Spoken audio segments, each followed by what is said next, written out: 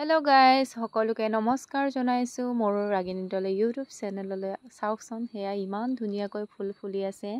আমাৰ মাহঁতৰ ঘৰলৈ মই আহিছোঁ। এয়া চাওক, এয়া জবৰা আৰু এয়া আলু পিটিকা। এয়া চাওকচোন, পূৰা একেবাৰে বইল কৰি থৈছে গাইজ। আপোনালোকে ভাবিছে এইটো কি জবৰা বুলি কয়, এইটো অসমীয়াত কি কয় মই নাজানো গাইজ। এইটো ৰিঞ্জি বুলি কয় আমাৰ মিচিঙত, আৰু মোৰ মাহঁতৰ ঘৰ ওচৰতে হয়। মই অকণমান আহিলোঁগৈ, সেইটো বাবে ইহঁতে ভাত খাবৰ কাৰণে পিটিকা তেনেকৈ বনাই আছে, আৰু লগতে ময়ো আহিলোঁ অকণমান, ময়ো এসাঁজ খাই যাওঁ। আৰু আপোনালোকে নাভাবিব যে মাহঁতৰ ঘৰত আহি মই উধা ভাত খাইছোঁ বুলি, কেতিয়াও তেনেকৈ নাভাবিব। ওচৰত হয় মোৰ মাহঁতৰ ঘৰত, একচুৱেলি ওচৰত যোনে বিয়া হৈছে ইহঁতে জানেই বাৰু। পটকখিনি আহিলে পটকখিনি মাছ মাংস কিনিব অসুবিধা হয় দুপৰীয়া সময়ত দোকান চোকান বন্ধ, সেইবাবে সেয়া চাওক পিটিকা বনাই আছে, লগতে ময়ো এতিয়া খাম।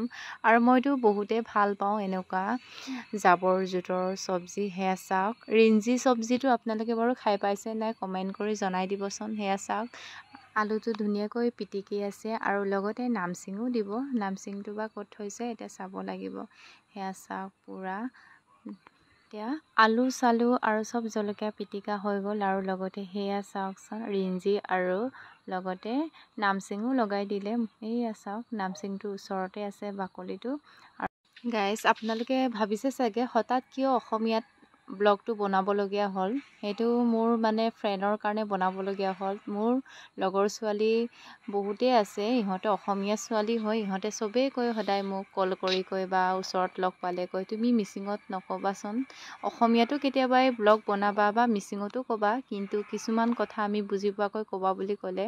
আৰু স্পেচিয়েলিভাৱে ইহঁতৰ কাৰণে অসমীয়াকৈ ব্লগ বনাবৰ কাৰণে মোক ৰিকুৱেষ্ট কৰি থকাৰ কাৰণে সেই ব্লগটো বনাইছোঁ গাইজ। আৰু সকলোৱে যদি মোৰ ভিডিঅ'টো যদি আপোনালোকে চাই ভাল লাগিলে সঁচাকৈ লাইক কমেণ্ট এটা শ্বেয়াৰ এটা কৰিবলৈ পাহৰি নাযাব।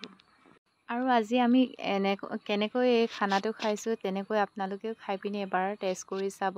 বইল কৰিব ৰিঞ্জি পাতৰ শাকটো, আৰু আলু পিটিকা, আৰু লগতে নামচিং।